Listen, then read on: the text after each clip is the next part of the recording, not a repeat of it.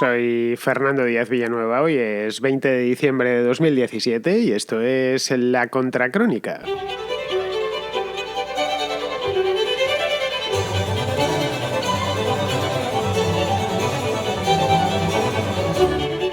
Está ya todo listo, todo el bacalao vendido, que diría un castizo. Ayer acabó la campaña electoral en Cataluña y hoy es la jornada de reflexión, que es esa reliquia de tiempos pretéritos que sirve al menos para acabar con esta murga un día antes, porque de no existir la jornada de reflexión, pues hoy andaríamos de campaña, cosa que creo no tanto fuera de Cataluña, que no la hemos padecido en la misma medida, pero sé que dentro de Cataluña pues ha sido una cosa muy pesada durante demasiados días. Ojo, que no sois los únicos, que también hay elecciones en otros sitios y tienen que aguantarla. De cualquier manera, en Cataluña ha habido muchas elecciones en los últimos años. Vamos a verlas con más detenimiento a lo largo del programa de hoy. Las encuestas dicen que habrá un empate técnico, un empate casi perfecto entre Ciudadanos y Esquerra Republicana de Cataluña, y otro empate entre las fuerzas constitucionalistas, en las que estaría Ciudadanos, el Partido Popular y el PSOE, y las fuerzas independentistas, que serían Esquerra, Junts per Catalunya y la CUP. Eso sería otro de los empates.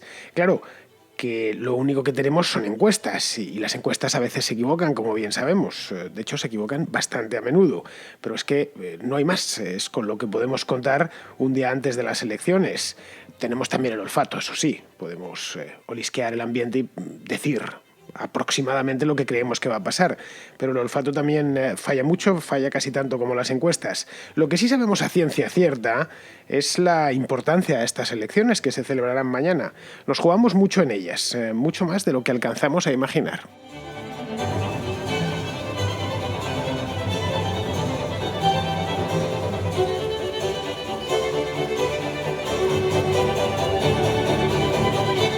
En los últimos 11 años, los catalanes han sido llamados a las urnas en 15 ocasiones. Me he tomado el trabajo de contarlas. 2 de ellas de manera ilegal para los 2 referéndums. Uno fue el 9 de noviembre de 2014 y el otro el 1 de octubre de 2017, hace solo menos de 3 meses, los 2 referéndums independentistas, quiero decir.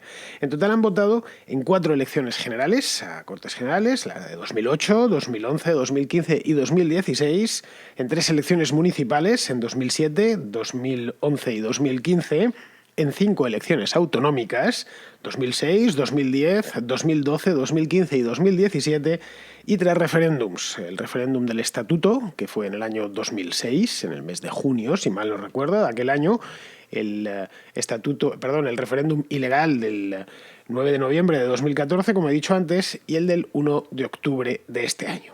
Vamos a incluirlos porque a fin de cuentas fueron unas llamadas a las urnas, por muy ilegales que fuesen, pero todos los catalanes estaban convocados.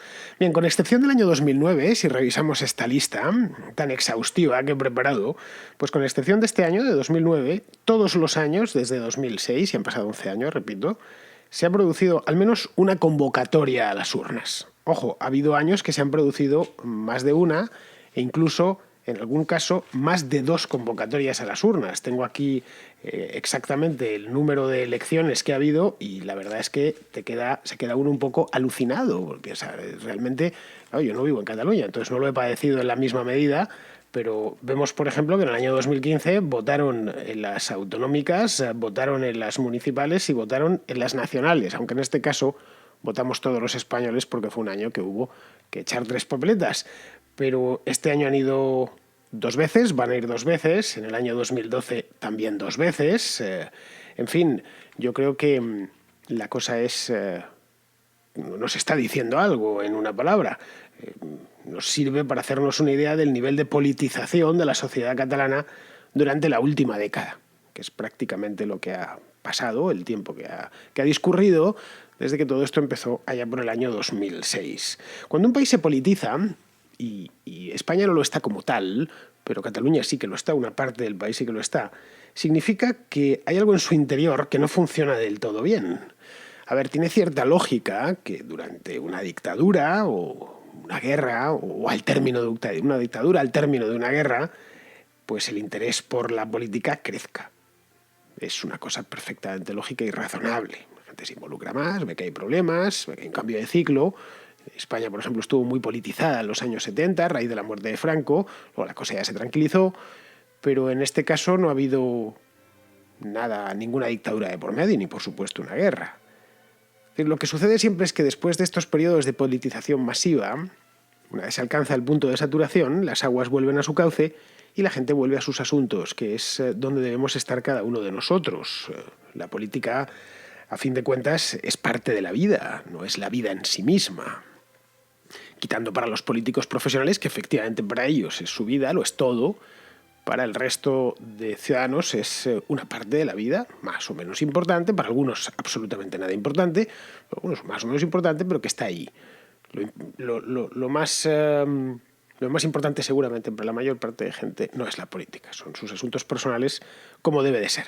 Si volvemos a los ojos sobre la Cataluña del año 2006, nos encontramos que no había una dictadura, ni se encontraba saliendo de ella, todo lo contrario. La Cataluña del año 2006 atravesaba un momento bastante dulce. Había conseguido altísimas cuotas de autogobierno, yo creo que las máximas en su historia, más desde luego que en 1931, que fue la anterior experiencia autonómica, sí, vamos, se le llamó creo que de una manera parecida, pero no habían tenido algo similar pues en mucho tiempo. Y además era una de las regiones más prósperas de España, cuando no directamente la más próspera. No sé si ya en el año 2006 había bajado al segundo puesto en PIB per cápita, pero durante muchísimo tiempo fue la región más rica de España. Y curiosamente fue entonces, en aquel momento tan dulce, cuando empezó todo. O quizá un poco antes, quizá nos tenemos que retrotraer hasta el año 2003, con la llegada al poder de Pascual Maragall, y la formación de aquel primer tripartito que puso fin a casi un cuarto de siglo de gobierno de Jordi Pujol. Es una cosa que yo creo que si no entendemos aquel fenómeno, el fenómeno mismo del puyolismo y luego el del fin del puyolismo, tampoco podemos entender del todo la Cataluña actual y todo lo que ha sucedido en ella desde entonces.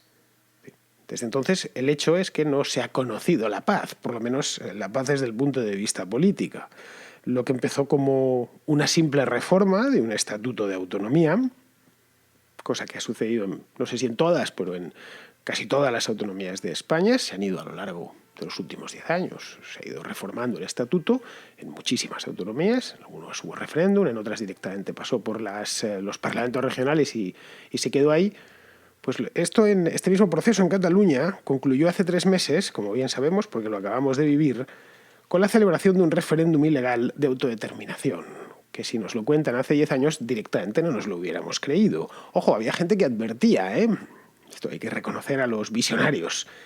Es decir, esto de que iban a terminar de esta manera o que hasta que no terminasen de esta manera no iban a parar, sí que lo habían dicho muchos analistas a lo largo de los últimos años.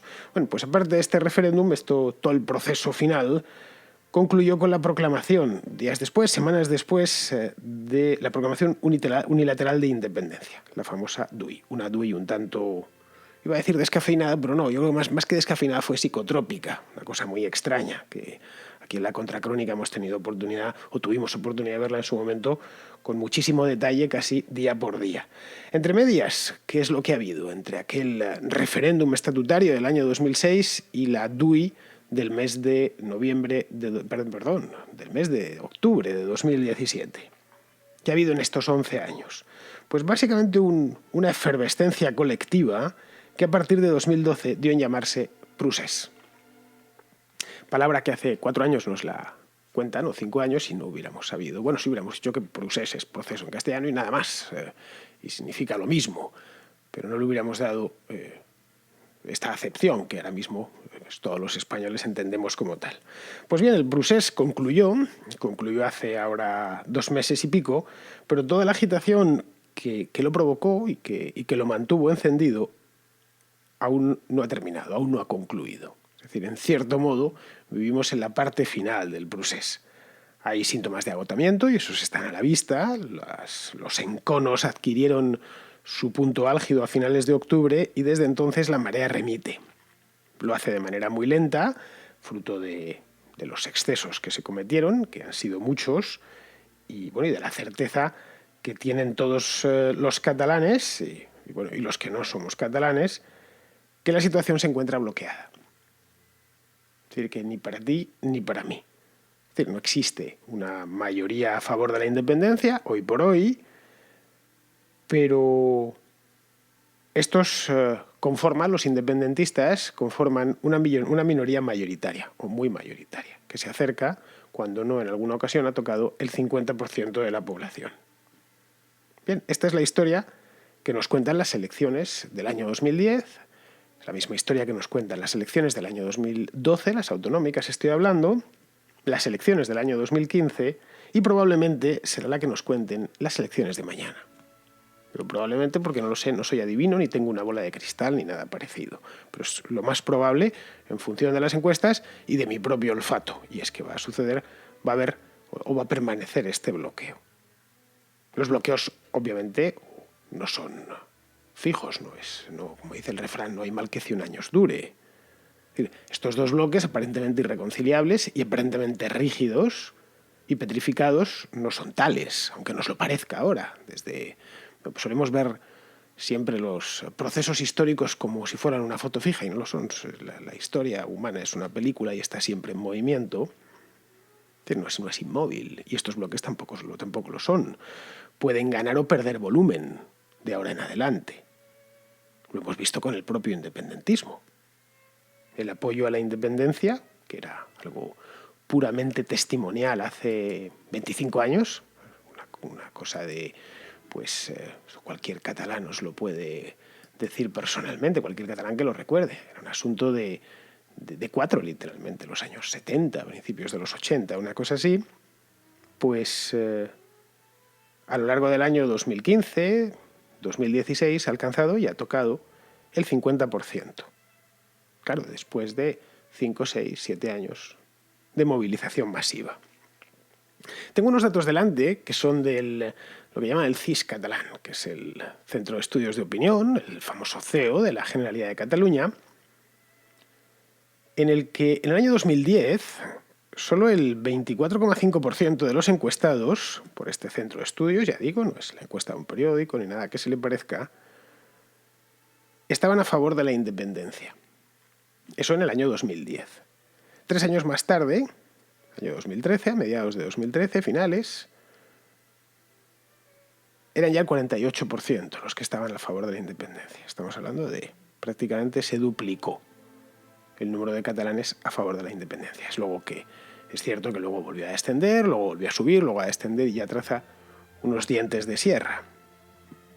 Es decir, coincide, como podéis ver, con los peores años de la crisis económica, quiero decir. Que en otras partes de España esta misma crisis se tradujo en una desafección general hacia la clase política, pero en Cataluña se transformó en un rechazo a España en su conjunto.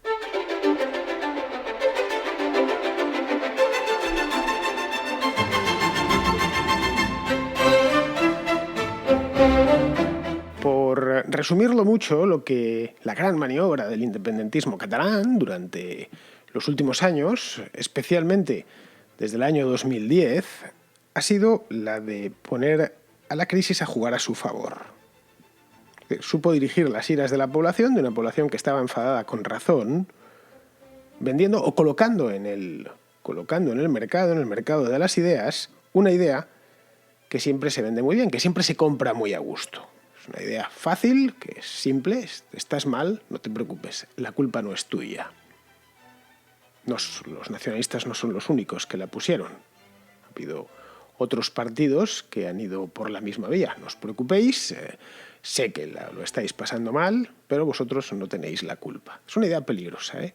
Es la idea típica de demagogo desde la antigüedad. Es decir, soy pobre, soy infeliz, pero la culpa no es mía. La culpa es de otro, que es el que me está empobreciendo o el que está actuando contra mi felicidad y contra mi dicha. Entonces, esto lo han sabido hacer y lo han sabido hacer muy bien. Eso hay que reconocerlo, hay que reconocer sus méritos. Una vez alcanzaron la masa crítica, o ellos creyeron que habían alcanzado la masa crítica, una masa crítica considerable, estos estudios encuestas del Centro de Estudios de Opinión de la Generalitat, a mediados del año 2014, dijeron, estamos en el momento adecuado, vamos a hacer una prueba. Hicieron la prueba el 9 de noviembre de aquel año y después convocaron elecciones. Las elecciones de 2015 arrojaron Unos números tomados con pinzas, literalmente. Había una superioridad numérica del bloque constitucionalista, pero una superioridad en escaños del bloque independentista. Y en ese momento, y ante la incomparecencia del adversario, o una incomparecencia parcial, pues echaron al monte a dar el último y definitivo paso, que era hacer el referéndum final y, sobre todo, declarar unilateralmente la independencia, que eso que no es otra cosa echarse al monte en este aspecto. Es decir, si no estáis dispuestos a llegar a un acuerdo, nosotros tenemos un acuerdo. Es decir, si no estáis dispuestos a aceptar lo que nosotros decimos, en este momento lo declaramos unilateralmente.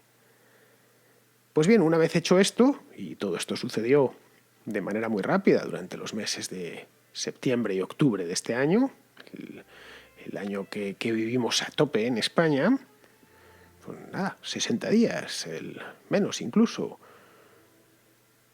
A partir de ahí el globo, que habían calentado, cuyo aire habían calentado con mucha paciencia durante años, el globo en el que se habían subido, pues empezó a enfriárseles y a descender. Si el aire de un globo se enfría, es decir, se deja de calentar con el calentador, automáticamente el globo se va para tierra. Es decir, la masa crítica era masa crítica, sí, eso era cierto, pero no era una masa crítica muy estable. Y eso lo hemos podido ver a raíz de la aplicación del artículo 155. No ha habido nada parecido a un Maidán en Cataluña, ni una rebelión generalizada. La burocracia de la Generalidad ha obedecido sin rechistar las órdenes que le llegaban desde Madrid, pero sin decir esta boca es mía. Lo mismo con, no solo el funcionario a pie. Estamos hablando de la alta burocracia, quitando los ceses que hubo cuando se aplicó el 155, y no ha pasado nada más. Y aquí paz y después gloria.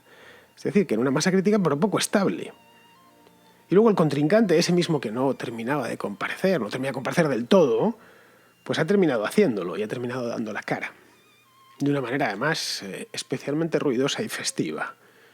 Eso ha sido una de las grandes sorpresas que se han encontrado ellos y de hecho que nos hemos encontrado todos. La verdad es que ninguno lo esperábamos. Yo desde luego no lo esperaba y lo he hablado con mucha gente a lo largo de los últimos 2 o 3 meses y la sorpresa ha sido mayúscula para todo el mundo.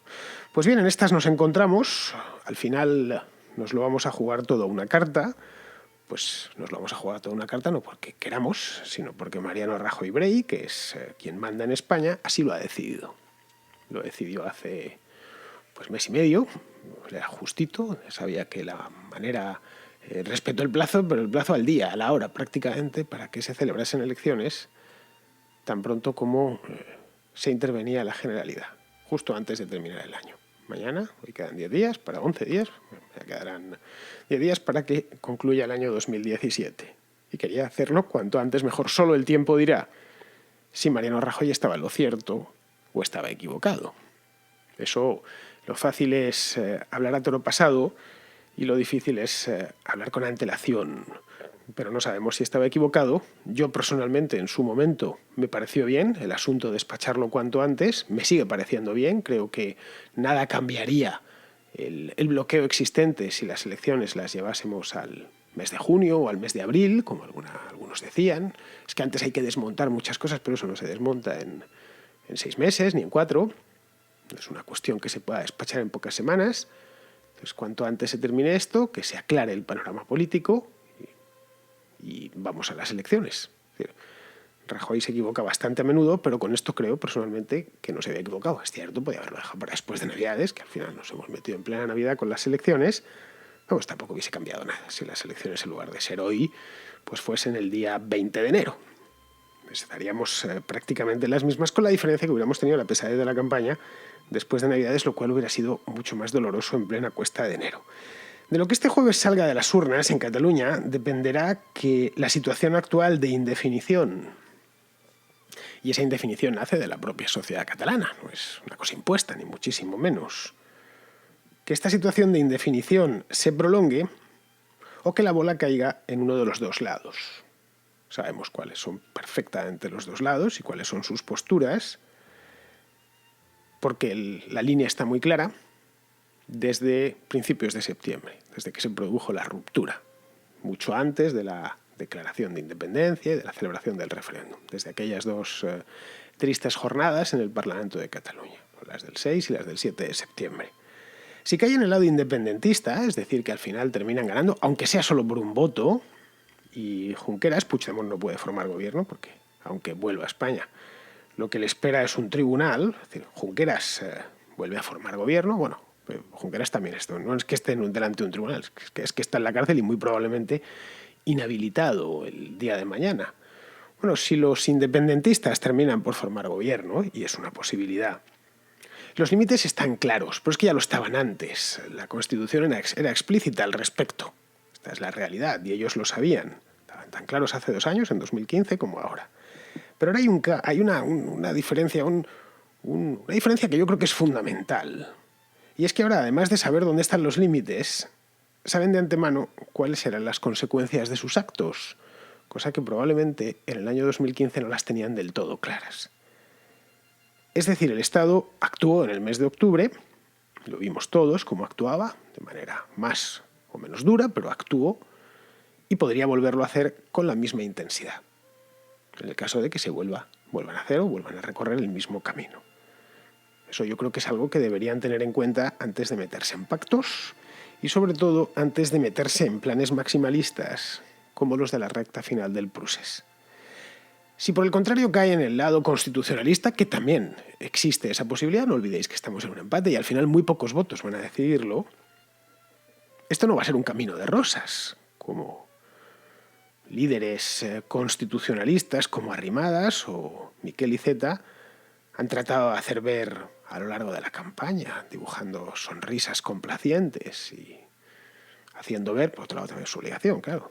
El político no va a decir esto va a ser un dolor, un calvario. No, tienen que decir que va a ser algo fácil, aunque ellos saben perfectamente que no lo va a ser. Y no lo va a ser porque Cataluña se ha autoinfligido muchas heridas a lo largo de los últimos años. Esas heridas primero tienen que cerrarse y luego cicatrizar. Ojo, no es tan fácil, ¿eh? Las heridas en un cuerpo social tardan en cerrarse y tardan todavía más en cicatrizar. Esto es un trabajo titánico que requerirá tiempo, no sé cuánto, pero tiempo suficiente, requerirá mano izquierda por parte de todos los actores políticos y requerirá grandes dosis de paciencia. Esto de nuevo, volvemos a la primera premisa, que es el tiempo. Si lo consiguen, y espero que lo consigan, habremos ganado todos. Y esto se verá, de nuevo, con el tiempo. Si fracasan, esto no ha hecho más que comenzar.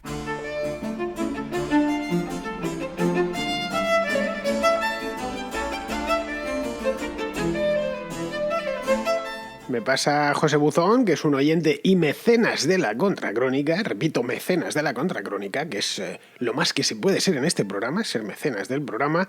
Pues me pasa, José, una noticia mierder, pero una noticia mierder no una cualquiera, una de estas que hacen afición, la lleva el ABC y reza lo siguiente, bueno, concretamente, sí, el ABC de Sevilla, no el ABC nacional, pues...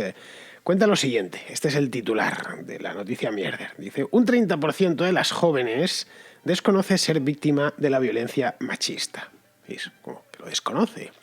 No sé, que a lo mejor la sufre dormida y entonces por eso no lo sabe. Bien, pues más o menos os la leo un poco por encima.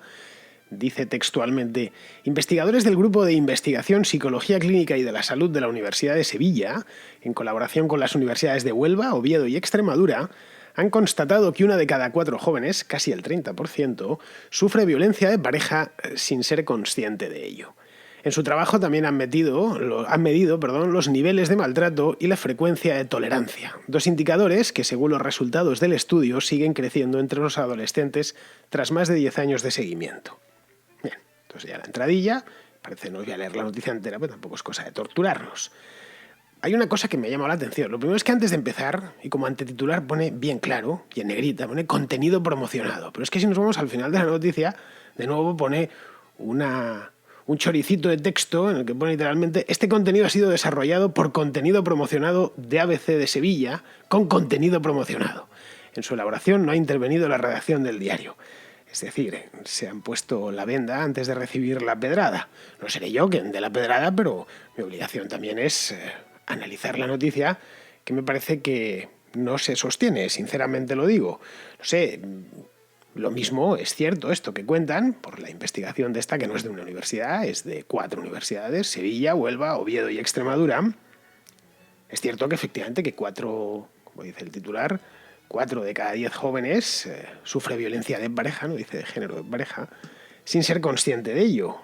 No sé, lo mismo es que si no eres consciente de ser víctima de maltrato, simplemente es que no lo seas, una posibilidad. A no ser, claro, que definas el maltrato, o mejor dicho, que redefinas el maltrato. Que es en definitiva lo que han hecho aquí. Me he leído la noticia entera, por supuesto, me gusta opinar con conocimiento.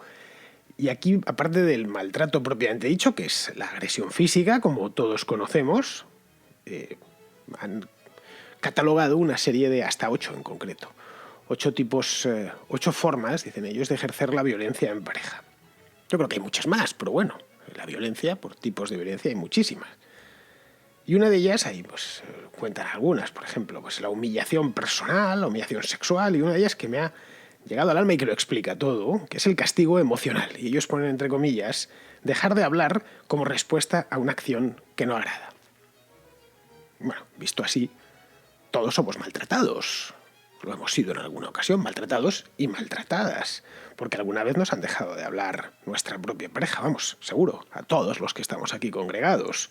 Alguna vez incluso con razón, nos lo hemos merecido, que nos dejasen de hablar un buen rato, porque la hemos cagado y encagada, no sé. Quizá tengamos algún ángel en la audiencia que jamás le han dejado de hablar. Yo a todos los demás alguna vez nos han dejado de hablar y alguna vez hemos dejado de hablar nosotros. Forma parte de la vida en común, no ya con la pareja, sino con los amigos, compañeros de trabajo, etc. En fin, la máquina, como podéis ver, tiene que seguir funcionando porque hay mucha gente viviendo de esto. Y continuamos con un mensaje de Eric Graf, que es un tejano aficionado a los Astros de Houston y estadounidense, necesariamente por este orden. Eric además es amigo mío, lo digo ya de antemano, bueno, razón por la cual, aunque no le gusta mucho el fútbol nuestro, quiero decir, pues ha hecho el Atlético de Madrid. Solo faltaba, yo le dije que si lo que quería era un equipo de primerísima, pues que lo suyo era el Atleti, y se hizo del Atleti, y además de todo esto es experto en literatura española del siglo de oro.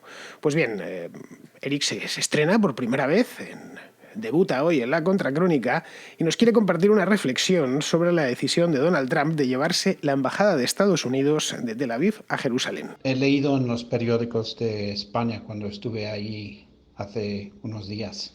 Entre todos los temas políticos que se contemplan en los medios de comunicación en Estados Unidos y Europa, donde hay más diferencia en perspectiva entre nosotros y los otros es el Medio Oriente. En casi toda Europa creéis que Israel es agresor y que los palestinos son sus víctimas.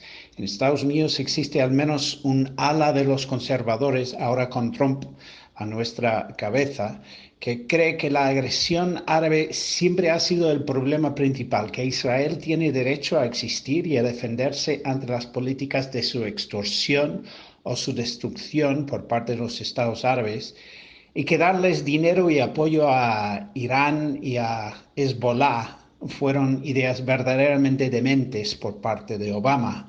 Para los conservadores pro-israelíes, el gesto de Trump de reconocer a Jerusalén como capital de Israel no solo representa otro cumplimiento más de las promesas que hizo en la campaña electoral de 2016, representa un giro ideológico sumamente sano y moral en la política exterior de Estados Unidos. En cambio, el voto por parte de 14 países de Naciones Unidas, entre ellos Reino Unido, Francia, Rusia y China, insistiendo en que Estados Unidos retire su reconocimiento de Jerusalén como capital de Israel, representa la postura menos comprensible de la política exterior de los demás, sobre todo la de los europeos, cuyas experiencias de antisemitismo y de terrorismo islamista, tanto históricas como actuales, ya deberían haberos indicado que apoyar a los israelíes y no a los estados árabes es el camino hacia la justicia, la paz